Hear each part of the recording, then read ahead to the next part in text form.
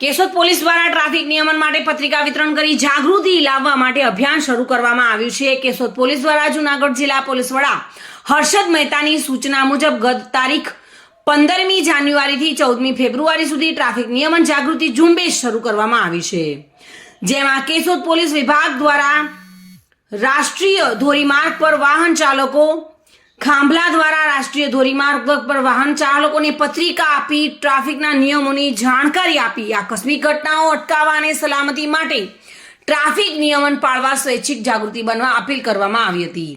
Keshod police દ્વારા વાહન ચાલકોની માર્ગ સુરક્ષા અને માર્ગ સલામતી માટે જાગૃત બનવા માટે શહેર નજીક પસાર થતા મુખ્ય માર્ગો પર વાહન ચાલકો અને કાર ચાલકોને રોકાવી ટ્રાફિક નિયમન જાળવવા માટે સમજણ આપવામાં આવી હતી।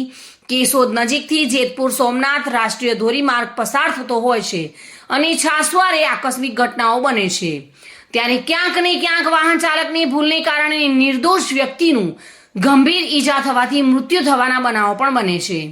ત્યારે કેશોદ પોલીસ વિભાગના ડીવાયએસપી બીસી ઠક્કર અને પોલીસ ઇન્સ્પેક્ટર દ્વારા જાગૃતિ લાવવા પ્રયાસ કરવામાં આવે છે। કેશોદ શહેરના મુખ્ય માર્ગો પર સીસીટીવી કેમેરા લગાવવાની કામગીરી હાથ ધરવામાં આવી હતી।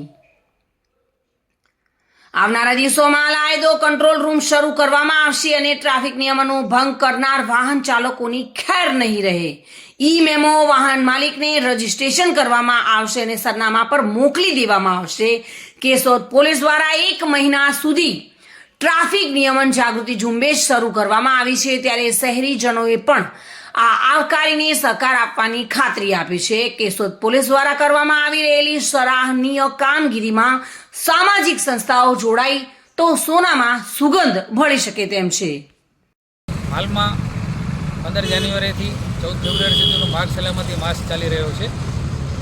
એ અંતર્ગત જૂનાગઢ પોલીસના એસપીશ્રીની સૂચના મુજબ કેશોદ શહેર ખાતે અમો તેમજ પોલીસ ઇન્સ્પેક્ટર સબ ઇન્સ્પેક્ટર તેમજ તમામ કેશોદ પોલીસ સ્ટાફ માર્ગ સલામતી માસની ઉજવણીના સંદર્ભે આજરોજ તમામ વાહન ચેકિંગના જે પોઈન્ટ ઉપર આવતા જતા રાહદારીઓ જેમાં ખાસ તો મોટરસાઇકલ ચાલકો તેમજ ફોર વ્હીલ ચાલકોને એક સમજ કરેલી છે, ટ્રાફિકના નિયમોથી અવેર કરેલા છે, જેથી કરીને એ લોકોને કોઈ પ્રોબ્લેમ થાય કે નુકસાન ન થાય, એક્સિડન્ટ ન થાય તેના માટે એ લોકોને સમજ કરવામાં આવી છે।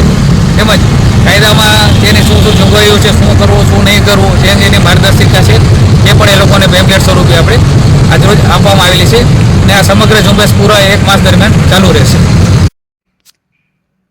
રાવલિયા મધુ સાથે bureau report, today Gujarati news.